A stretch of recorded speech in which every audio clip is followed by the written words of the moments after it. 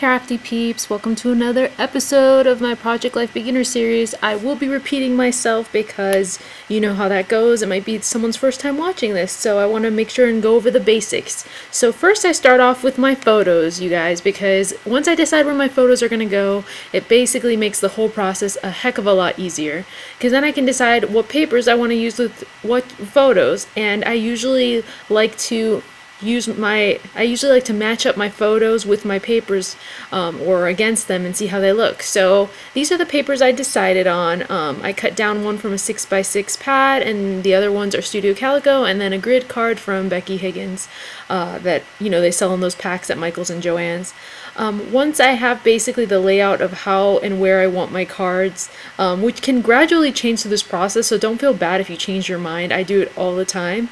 I'm going to use this cork map that I stamped out and created ahead of time, and if you haven't seen my DIY cork videos, or cork video, I will leave that in the description box below. It's basically how I create my own cork embellishments, and it's super fun, you guys. You will be addicted if you do it.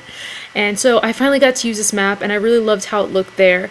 So I glued it down with my Tombow, and then now I'm just using my We Are Memory Keepers sewing template, which I've been dying to use this thing, so finally have an excuse to use that little geotag, which is super cute. And I love these templates, especially if you don't do as much sewing with a sewing machine. It's a really quick way to add a fun detail without pulling out the sewing machine.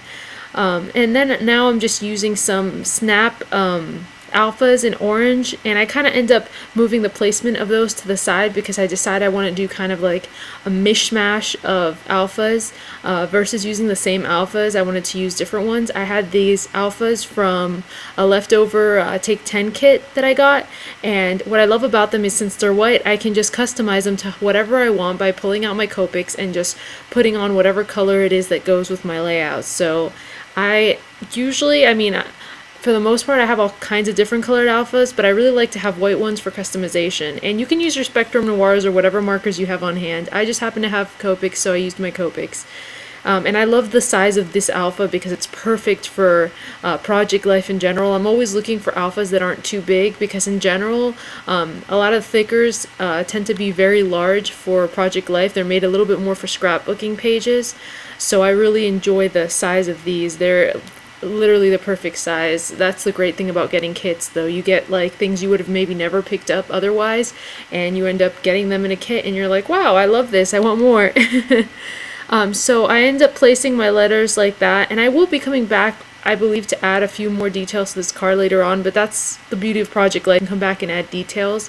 I'm adding an enamel dot from Studio Calico that I had. It's one of the pink ones from their pig set. And then I'm going to go in and stamp with my Studio Calico roller date stamp, which I picked up at Joann's. And I'm simply just stamping 2013 for this because since I'm more of a monthly Project Lifer than I am weekly, I usually just like to add the date of the year, and sometimes I'll do a title card and also add the month that I'm in. I usually add the month somewhere on the page. I just don't always necessarily add it to the title card. But you will see it throughout the page usually. And I just ended up stamping it several times because I like that messy kind of look, and I used my archival ink sepia, which dries super quick, and I just absolutely love it. Archival in general is like one of my favorite type of inks. And then I have this other paper I'm going to be working on, which is kind of like a wood grain one from the Glitz paper pad that I had, that I cut down, and I really like wood grains because they're kind of neutralize, and you can use whatever colors you want on them. I had an idea of using these tags, but I quickly figured out that I wanted to add the tags to this without having the tags stick out from behind the page. I wanted it all to look very balanced and even. So I'm just gluing, well, not gluing, but taping down the first tag, and that's part of what I like about using tape. Sometimes you can kind of like move it around a little bit without necessarily messing it up, at least with this duct tape runner that I use anyway. And then now I'm just checking to see the alignment of the paper because, like I said, I don't want any of the tags really sticking out on the sides of the photo. I kind of want them to be just tucked underneath the photo. And then I also want to make sure that the photo is enough to the left side that it kind of balances out the card. I don't want to leave too much space on either side of the card because it kind of off balances it. And now I'm just basically taping down the photo because I have an idea of where I want it now. And it's really just whatever looks good to you guys. I mean, I honestly just do whatever looks nice to me, and that's, you know, beauty is in the eye of the beholder. I had this extra little tag from a Studio Calico kit, and then I stamped this out ahead of time from one of the stamp sets that I had from Studio Calico. And usually I prep before I start Project Lifing, which by prepping I mean there's certain steps I take with stamping and creating embellishments ahead of time that I think I might end up using on the layout. I don't always end up using it, but that's okay because you can always put it to the side and use it for another layout.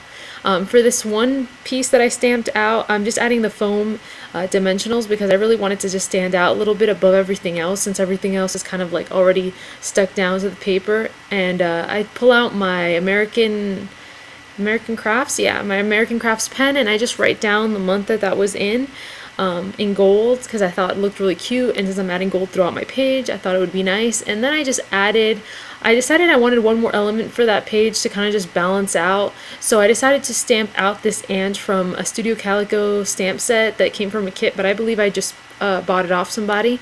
And then I'm using my watercolors again because you guys know how much I love my watercolors, and I'm just incorporating all the colors from the page into this and I really think that as I'm going, I wanted to have all the colors kind of meld and mesh together and kind of go with the look of how the letters on that one title card I did had the, you know, the orange and the pinks and the blues, and I kind of want to recreate that look on this and that's what I ended up doing, and I loved how it looks. I've done something similar to that in one of my past videos where I did an Emmy Tangerine daybook, one of the pages, and I really love the look of it. And then I ended up using some of my DIY perler enamel dots that I made myself for this page because I feel like that green of pop, it really needed it, and I'll leave a link to that video as well below if you guys haven't seen that. And then I decided to add this freckled frond gold clip from, I think not their last kit, but the one before that. It came in and it's gorgeous. I love their clips, just putting that out there.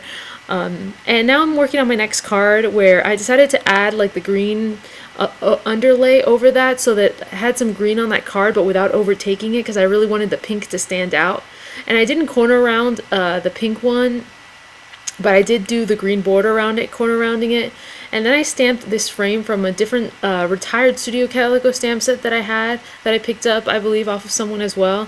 And I just wanted to keep on with like my color scheme throughout the page, so I did end up adding some more mishmash of colors, and I was really liking how that was going. And I was really playing with adding an vellum overlay on top of that to kind of make the colors look a little bit more ethereal, but after I added the photo, I felt like it really didn't need it because the photo overtook a lot of it, so the colors peeking out on their own just looked really nice. So that's all watercolor right there that I ended up adding. And then I decided to add these gold dots, which I had from some old packaging from Pink Fresh Studio that I just punched out in some circles. So another reason to love Pink Fresh Studio, not only their products are awesome, but their packaging also. And I'm not affiliated with them in any way, but I just really love that company, just so you guys know. And I'm also using another Snap Alpha, and then I'm using some labels from Studio Calico as well. And I just corner rounded the little sticker from the Snap Alpha just to make it look like a little file tab in a way. And then I'm adding some adhesive to that label because I ended up using my embossing buddy to make it non-sticky so that I could kind of play with it and see where I actually really wanted it, because sometimes once you put something down it's like it's stuck there, so I didn't want to do that till I was 100% sure. And now I'm just adding some journaling with my Papermate pen in black, just a few little details of what I remember from that day. And so far I'm liking where this page is going. My simplest and easiest card that I will be doing is basically my 4x6 photo, which I'm just leaving it a complete 4x6, and then I'm adding some of the Mambi stickers that I had in gold, which you guys know how much I love these stickers that they have. I have the white so far and the gold, and I kind of hoard these.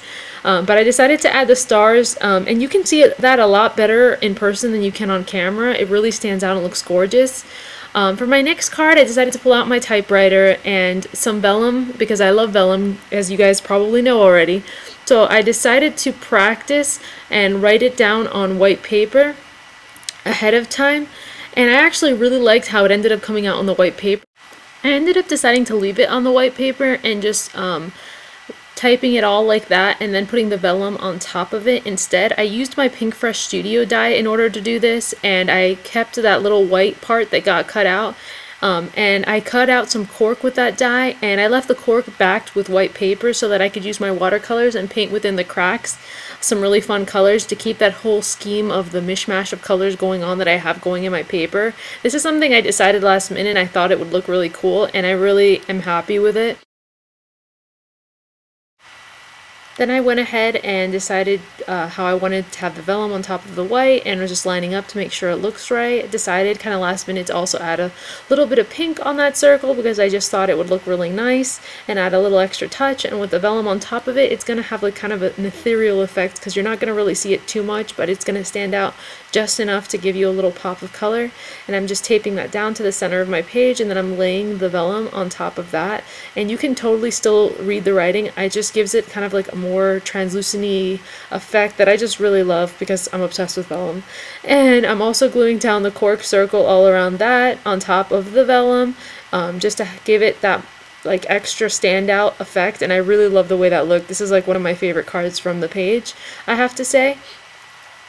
And then I'm just corner rounding all of the corners on this with my Becky Higgins punch. So far I've had nothing but good luck with this punch, so I know a lot of people have negative things to say, but I haven't personally. That's a leftover die cut I had from a Studio Calico kit, some more of those gold that I punched out from that packaging I had, and a little cork's heart that I had from a lawn fawn that I also punched out ahead of time, all that goes into my prepping part of all this.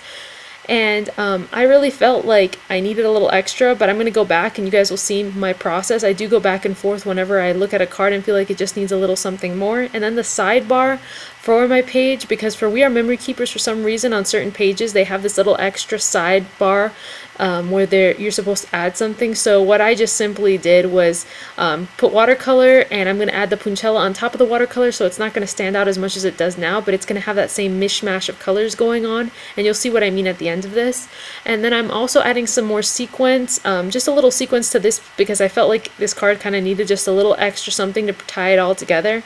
And balance out the card. And then I decided to add also one sequence to this, a gold one to the side, to just balance that out. And usually if you keep it in threes or a certain amount of numbers, it kind of helps balance it out. But I feel like whatever looks right to you is really what works, because I don't always do that.